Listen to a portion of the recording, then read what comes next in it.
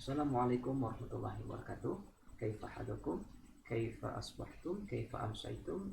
Insyaallah asbahtum wa kuntum fil khair. Pada kesempatan kali ini kita akan memasuki pelajaran baru, itu pertemuan yang ke-9 atau materi yang ke-9. Kita akan membahas terkait dengan jumlah fi'liyah atau kalimat verbal. Kita akan langsung masuk ke dalam materi. Jadi saya akan sedikit mereview ya. Yang kita kemarin dari awal hingga kemarin pertemuan yang ke-7 kita telah belajar yang dinamakan dengan jumlah ismiyah ya. Jadi kalau kalimat sempurna dibagi itu bisa dikategorikan menjadi dua bentuk atau dua macam ya kalimat. Yang pertama adalah kalimat nominal, yaitu kalimat yang predikatnya merupakan kata benda. Sedangkan kalau kalimat verbal adalah kalimat yang predikatnya merupakan kata kerja. Nah, kalau di dalam kalimat nominal subjek dan predikatnya yaitu disebut dengan mubtada khobar. Kalau dalam kalimat verbal subjek predikatnya disebut dengan fi'il wa fa'il. Nah, yang menarik adalah dalam bahasa Arab ya susunannya bukan subjek dan predikat untuk kalimat nominal, tetapi dia predikat dulu baru diikuti oleh subjek. Jadi dibalik.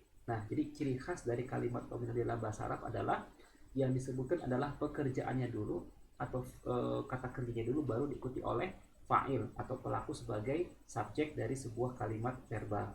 Contoh, dzahaba Muhammadun. Dzahaba di sini adalah merupakan kata kerja ya. Kemudian dia diikuti oleh fa'il atau pelaku atau subjek dari pekerjaan tersebut. Nah, jadi dalam bahasa Arab ya pekerjaan atau kata kerja itu disebut dengan fi'il ya. Dari fi'il tersebut maka kalimatnya disebut dengan fi'liyah atau jumlah fi'liyah, kalimat verbal ya. Oke, kita akan langsung masuk ke slide selanjutnya. Jadi pada kesempatan kali ini kita akan membahas ya secara umum mengenalkan apa itu kata kerja dan bagaimana kita meletakkannya ya di dalam sebuah kalimat sempurna. Tapi saya tidak akan masuk terlalu mendalam, terlalu detail. Saya hanya akan memberikan gambaran umum supaya teman-teman semua punya gambaran apa sih kata kerja dalam bahasa Arab itu. Nah, jadi kata kerja di dalam bahasa Arab dalam pertemuan kali ini kita akan membahasnya ke dalam 3 aspek. Pertama, kata kerja berdasarkan tensisnya atau waktu. Kemudian kata kerja berdasarkan akar kata ya atau timbangan terima. Kemudian adalah kata kerja berdasarkan butuh atau tidaknya terhadap suatu objek. Nah, yang pertama adalah kata kerja berdasarkan waktunya. Dalam bahasa Inggris kita mengenal ada 16 tenses atau 16 waktu ya dari sebuah kata kerja. Nah, di dalam bahasa Arab sama seperti itu prinsipnya ya. Jadi kata kerja dalam bahasa Arab itu dia dibagi berdasarkan waktunya. Dibagi berdasarkan waktunya akan menghasilkan 3 macam bentuk. Yang pertama adalah kata kerja berkala lampau atau past tense ya dalam bahasa Inggris. Kita menyebutnya dalam bahasa Arab sebagai fi'lul madhi. Kemudian kata kerja berkala sekarang atau yang disebut dengan fi'lul mudhari'. Nah, kemudian terakhir adalah kata kerja perintah atau disebut dengan fi'lul amr. Ya, jadi kata kerja dalam bahasa Arab kalau dibagi berdasarkan waktunya maka akan menghasilkan 3 bentuk. Pertama adalah fi'lul madhi, kata kerja lampau, fi'lul mudhari, kata kerja berkala hadir atau sekarang, kemudian fi'lul amr, kata kerja perintah. Nah, sedangkan kalau berdasarkan akar katanya ya, jadi bahasa Arab itu ya kata kerja dalam bahasa Arab itu kalau kita breakdown, kalau kita kita printilin gitu ya, itu terdiri dari 3 huruf asli yang akan saya jelaskan nanti di slide berikutnya. Nah, 3 huruf asli ini kalau kita bahas ya, kalau kita kita kembangkan maka dia akan menghasilkan 6 varian bentuk ya, 6 varian bentuk pola irama harokat ya. Intinya adalah kata dalam bahasa Arab itu punya 3 huruf asli. Nah, 3 huruf asli ini disebut dengan fa'ul fi'il untuk huruf yang pertama. Untuk huruf yang kedua disebut dengan ainul fi'il, sedangkan huruf yang ketiga disebut dengan lamul fi'il. Dari komposisi 3 harokat ya, harokat dari ketiga kata ini ya nanti akan menghasilkan 6 bentuk irama atau 6 timbangan atau 6 wazan yang akan saya jelaskan secara rinci pada slide selanjutnya. Kemudian kita juga akan mempelajari pembagian fi'il berdasarkan butuh atau tidaknya terhadap suatu objek. Ya, berdasarkan butuh atau tidaknya suatu objek, maka fi'il dapat dibedakan atau dibagi menjadi dua macam. Pertama adalah kata kerja intransitif atau yang dalam bahasa Arab disebut dengan fi'il lazim, yaitu sebuah kata kerja yang tidak membutuhkan objek. Sedangkan kata yang kedua adalah kata kerja yang kedua adalah fi'lul muta'addi, yaitu kata kerja transitif, itu kata kerja yang membutuhkan objek. Ya, sekarang kita akan masuk ke dalam pembahasan yang pertama ya, kata kerja berdasarkan waktunya. Nah, di sini ada dua kata kerja ya yang akan menjadi semacam pengenalan lah ya, dua kata kerja. Yang pertama adalah kata kerja menulis ya. Menulis itu dalam bahasa Arab disebut dengan kataba yaktubu. Qalidu ba'di, kataba yaktubu. Kemudian yang kedua adalah zahaba yadhabu, yaitu pergi. Nah, kalau kita lihat di sini ya, menghafal kosakata kata kerja dalam bahasa Arab itu langsung menghafal bentuk fi'il madinya dan fi'il mudhari'nya. Jadi kalau dalam bahasa Inggris kita kan mengenal ya, ada yang namanya past tense sama present tense. Nah, past tense dari kata kerja makan misalnya adalah ate, sedangkan presentnya bentuk kata kerja hadir adalah eat. Jadi istilahnya ketika kita menghafal kosakata kerja kata kerja dalam bahasa Arab, kita itu langsung menghafal ate dan langsung menghafal eat. Jadi ate, eat. Atau misalkan when dan go. Jadi kita langsung menghafal kata kerja lampau sama kata kerja berkala sekarang ya. Kita di sini ada kata bayak tubuh menulis, kemudian zahaba yadhabu.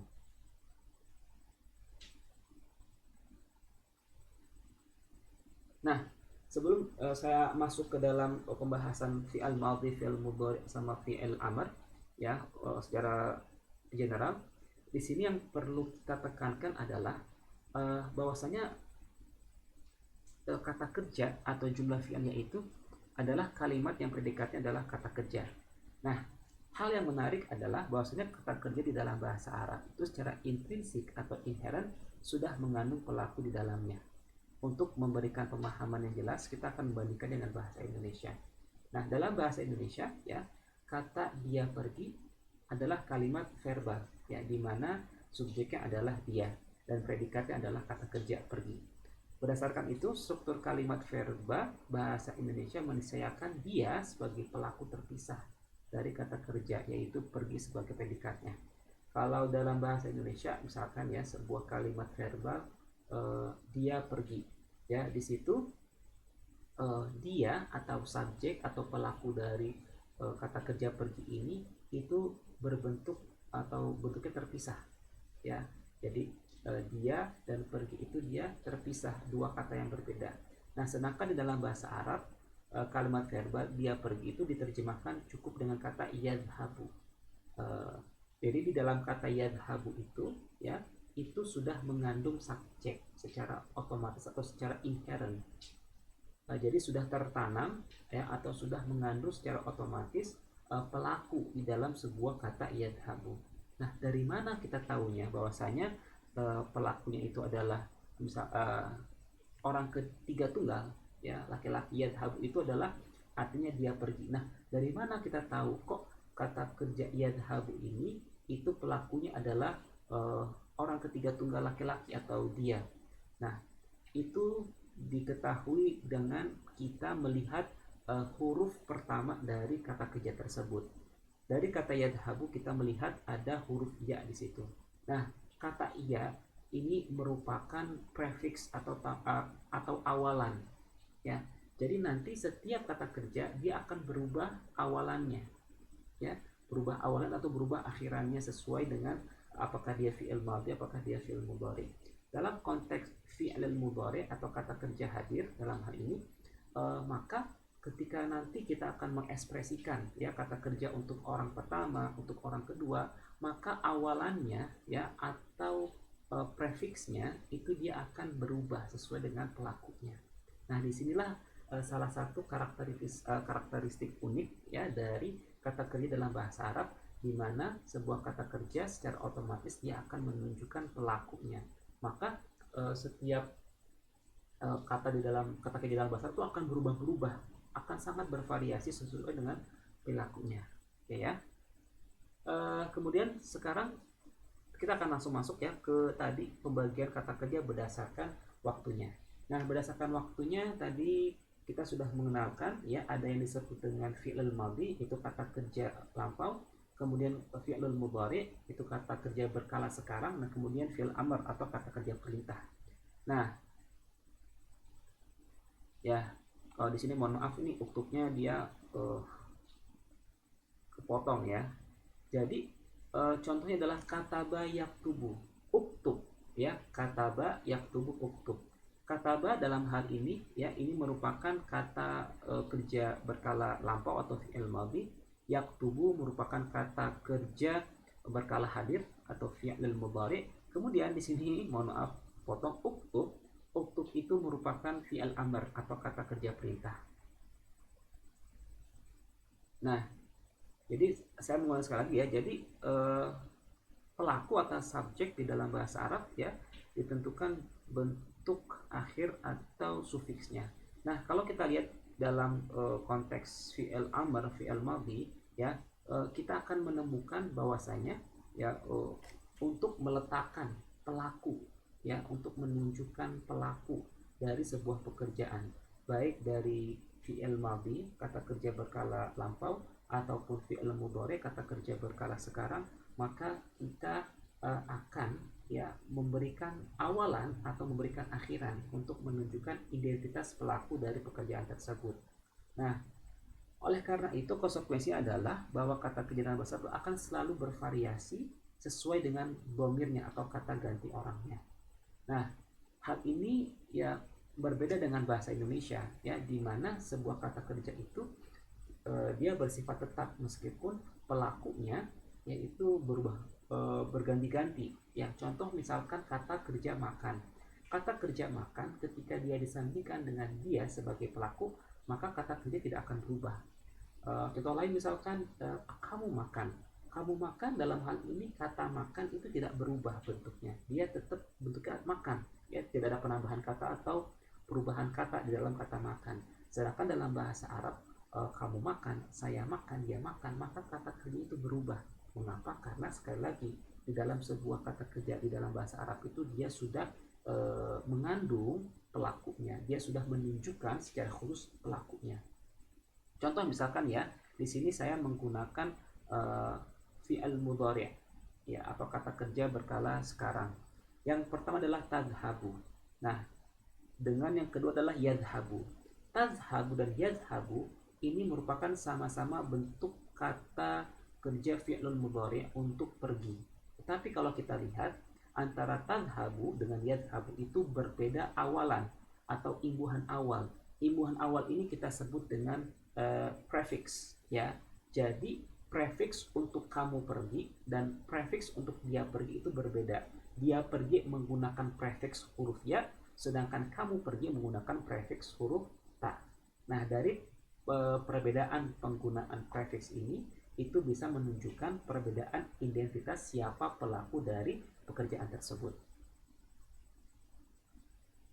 Nah, tapi sekali lagi ya, meskipun secara intrinsik ya kata kerja dalam bahasa Arab itu sudah menunjukkan pelaku tertentu, artinya setiap fi'il itu, setiap kata kerja itu sudah otomatis menunjukkan pelakunya siapa, tetapi ada kalanya khusus untuk orang ketiga kita membutuhkan pelaku yang bersifat ekstrinsik atau dia terpisah. Sekali lagi ini berfungsi untuk menunjukkan secara jelas. Misalkan ketika kita berbicara dia pergi, nah dia itu pasti butuh kita jelaskan lebih lanjut siapa dia itu. Nah, biasanya kita akan menambahkan pelakunya ya, yaitu misalkan al-ustadu atau guru. Tetapi sekali lagi yang mau saya jelaskan adalah meskipun kita tidak menambahkan al-ustadu setelah fi'al, itu sudah otomatis jelas bahwasanya yadhabu itu menunjukkan pelakunya adalah dia laki-laki. Tetapi di sini kita menambahkan al-ustadu untuk menjelaskan secara lebih lanjut dia laki-laki itu siapa, ya. Tapi kalau kita lihat di sini, ya, seperti yang saya jelaskan di awal, yadhabu, ya, sebagai kata kerja dan kedudukannya sebagai predikat dalam hal ini dia diletakkan di awal. Sedangkan al ustadu yang berkedudukan sebagai fa'il atau pelaku atau subjek dalam konteks kalimat verbal, dia diletakkan setelah kata kerja, ya. Mau itu fi'al mudhari ataupun fi'al madhi maupun itu kata kerja berkala lampau atau berkala sekarang, keduanya sama. Kita meletakkan fi'ilnya terlebih dahulu, kita meletakkan kata kerja terlebih dahulu, baru dia diikuti oleh subjeknya atau oleh fa'ilnya, ya. Nah, sekarang pertanyaannya begini. Mungkin nggak sih kalau misalkan kita meletakkan subjeknya terlebih dahulu atau fa'ilnya terlebih dahulu untuk diletakkan di awal, baru diikuti oleh kata kerjanya? Jawabannya adalah mungkin. Tetapi ketika kita meletakkan fa'ilnya atau meletakkan kata kerjanya, kata bendanya di awal, ya, maka otomatis struktur kalimatnya pun berubah. Dia tidak lagi digolongkan sebagai kata kerja, namun dia digolongkan sebagai kalimat nominal. Menarik bukan? Menarik. Jadi dalam bahasa Arab, definisi dari kalimat nominal atau kalimat verbal, definisi dari kalimat verbal adalah sebuah kalimat yang terdiri dari kata kerja plus pelaku. Di situ sekali lagi patokan adalah kata kerja dulu baru pelaku. Maka ketika dia dibalik, berubahlah strukturnya. Dia bukan lagi kalimat verbal, tetapi sudah dikategorikan sebagai kalimat nominal. Mengapa? Karena dalam hal itu ketika kita meletakkan fa'ilnya atau pelakunya sebagai kata benda, ya, kata benda itu kan dalam hal ini pelaku itu kan digolongkan sebagai kata benda. Misalkan al-ustadu itu kata benda hidup. Nah, ketika kita meletakkan kata bendanya di depan, otomatis dia akan menjadi mubtada dalam konteks kalimat nominal. Nah, ini sekali lagi perlu saya jelaskan, tapi tidak usah terlalu dipusingkan. Ini hanya sekedar informasi. Yang perlu kalian tekankan adalah ketika membuat sebuah kalimat verbal, maka yang harus diletakkan di awal adalah fiilnya, pekerjaannya, baru nanti diikuti oleh fa'ilnya atau pelakunya, itu ya. Nah, sekarang kita akan membahas, ya, pembagian kata kerja berdasarkan akar katanya. Nah, jadi dalam bentuk aslinya tanpa tambahan sufiks ataupun prefiks, seluruh kata kerja di dalam bahasa Arab terdiri dari 3 huruf dasar. 3 huruf dasar ini akan berkembang nantinya dengan imbuhan awalan, prefiks, atau akhiran, ya, sufiks, guna menunjukkan pelaku dari pekerjaan tersebut.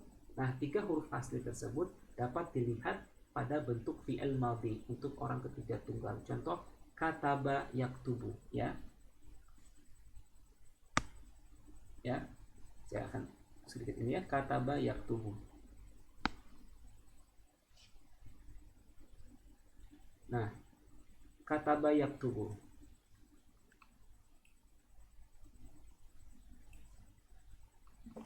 Mohon maaf ya, saya akan sebentar ini supaya jelas.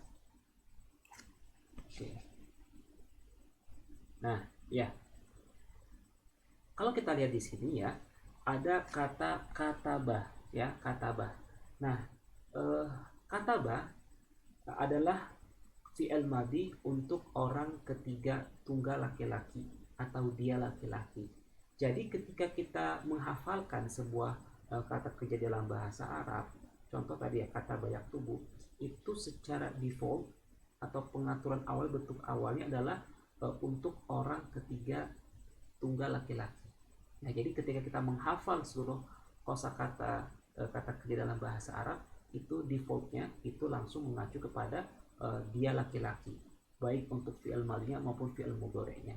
Nah, untuk melihat asal kata kerja dalam sebuah bahasa Arab, kita dapat melihat bentuk fi'il madhinya atau melihat kata kerja lampaunya yang terdiri dari 3 kata. Contoh, ya, kataba. Nah, di sini ada 3 huruf. Huruf yang pertama yaitu disebut dengan fa'ul fi'al. Huruf yang kedua disebut dengan lamul ainul fi'al. Sedangkan huruf yang ketiga disebut dengan lamul fi'al. Nah, jadi dari 3 huruf ini nanti akan berkembang, ya, baik dia ditambahkan dengan imbuhan, awalan atau yang disebut dengan prefix dalam fi'il mudhari'nya, ataupun nanti dia ditambahkan dengan imbuhan di akhir atau disebut dengan sufiks ya. Atau juga nanti dari ketiga huruf asli ini akan berkembang menjadi kata benda. Contoh kataba ya, dia nanti bisa berkembang menjadi maktabun, meja. Jadi kata maktabun itu merupakan pengembangan dari kataba, menulis. Maktabun artinya tempat menulis ya. Di situ kita bisa melihat dari tiga huruf asli itu dia nanti bisa ditambahkan berbagai macam huruf ya, baik di awal maupun di akhir, yang akan menunjukkan perubahan morfologi, tentunya akan berkonsekuensi terhadap perubahan arti. Intinya adalah gini, tiga huruf asli ini ya, yang pertama disebut dengan fa'ul fi'al, huruf yang pertama, kemudian ainul fi'al huruf yang ketiga, dan lamul fi'al untuk huruf yang terakhir.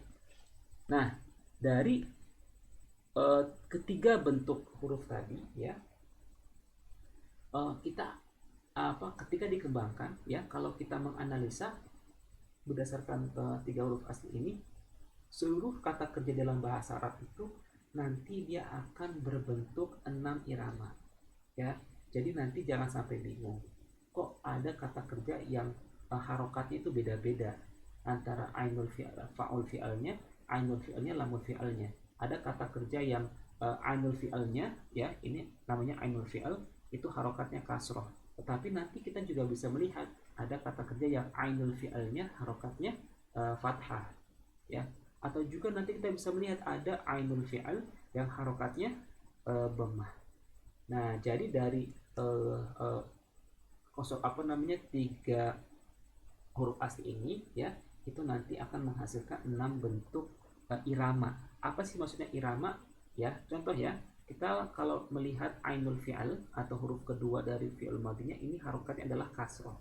Sedangkan ainul fi'alnya di fi'il mudhari', nah atau huruf kedua ya. Kenapa disebut dengan huruf kedua? Karena huruf ya di sini merupakan tambahan atau disebut dengan prefix.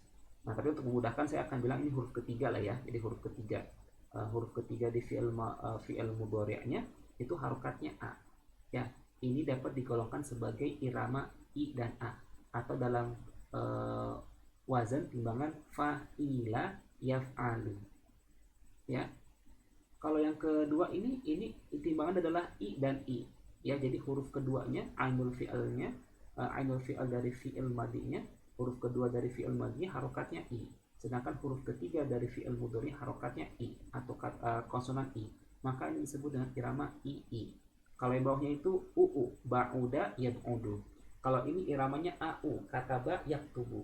Kalau ini fataha yaftahu, aa. Kalau ini jalasa yajlisu, a dengan i, ai. Jadi ada 6 irama. Jadi kalau nanti kita melihat seluruh kata kerja dalam bahasa Arab itu akan mengikuti 6 irama ini ya. Nah, sekarang kita akan masuk yang terakhir ya, kata kerja berdasarkan butuh atau tidaknya terhadap suatu objek. Seperti halnya di dalam bahasa Indonesia, berdasarkan perlu atau tidaknya terhadap suatu objek, kata kerja dalam bahasa Arab itu dibagi menjadi 2 macam, yaitu kata kerja transitif, kata kerja yang membutuhkan objek, dan kata kerja intransitif, kata kerja yang tidak membutuhkan objek. Contoh yaktubu Hasanu ad-darsa. Ya, di sini kata yaktubu merupakan kata kerja transitif atau disebut dengan fi'lul muta'addi, sebuah kata kerja yang membutuhkan objek. Nah, kalau kita bandingkan dengan kalimat yang kedua, ya yajlisu Hasan, ya di sini yajlisu atau duduk itu merupakan kata kerja intransitif atau fi'lul lazim, dia tidak membutuhkan objek. Nah, ketika kita membentuk kalimat dalam pola yang pertama, maka untuk menjadikan kalimat itu sempurna kita harus menambahkan objek. Ya, sedangkan kalau pada kalimat yang kedua kita tidak perlu menambahkan apapun. Kalau kita mau menambahkan misalkan kata keterangan, itu sifatnya adalah opsional. Contoh yajlisu Hasanun 'alal kursi, Hasan duduk di atas kursi. Tanpa kita menambahkan di atas kursi, maka kalimat itu sudah dapat dipahami. Ya, jadi penambahan di atas kursi itu hanya sekedar keterangan. Sedangkan kalau di pola yang pertama, yaktubu Hasanun ad-darsa, Hasan menulis pelajaran. Pelajaran di sini adalah penting untuk dituliskan, untuk dijelaskan, karena dia kedudukannya sebagai objek. Ya, ini ya adalah gambaran umum ya dari apa yang kita pelajari pada pertemuan kali ini. Pertama adalah pembagian fi'il berdasarkan kata kerjanya, berdasarkan waktunya, itu menghasilkan 3 varian. Ada fi'il madhi, fi'il mudhari, dan fi'il amar. Kemudian kalau berdasarkan huruf aslinya, ya, dari fa'ul fi'ilnya, ainul fi'il atau lamul fi'ilnya, dia akan menghasilkan 6 timbangan. 6 timbangan apa sih? 6 timbangan pola irama, ya. Di sini kalian bisa nanti melihat ya, di slide itu ada yang saya merahkan hurufnya, itu merupakan irama, ya. Irama dari kata kerja fi'il mudhari'nya dengan kata kerja fi'il madhinya, ya. Ada yang polanya IA, ada yang polanya AU. Nah, ini hanya sekedar untuk memetakan, ya. Jadi kalian nanti ketika menemukan sebuah kata kerja, kalian sudah bisa menganalisa, oh ini merupakan timbangannya masuk ke pola irama, misalkan AU. AU itu namanya fa'ala yaf'ulu. Kalau AA fa'ala yaf'alu. Kalau AI fa'ala yaf'ilu. Kalau UU fa'ula yaf'ulu. Kalau II fa'ila yaf'ilu. Kalau IA fa'ila yaf'alu, ya. Nah, sedangkan kalau tidak terhadap objek, tadi yang saya sudah jelaskan, ada yang fi'il muta'addi, ada yang fi'il lazim. Oke, ini saja ya yang dapat kita pelajari pada pertemuan kali ini. Semoga teman-teman bisa mendapatkan insight baru untuk pelajaran jumlah fi'lih atau kalimat verbal. Demikian, terima kasih. Kurang lebih mohon maaf. Wassalamualaikum warahmatullahi wabarakatuh.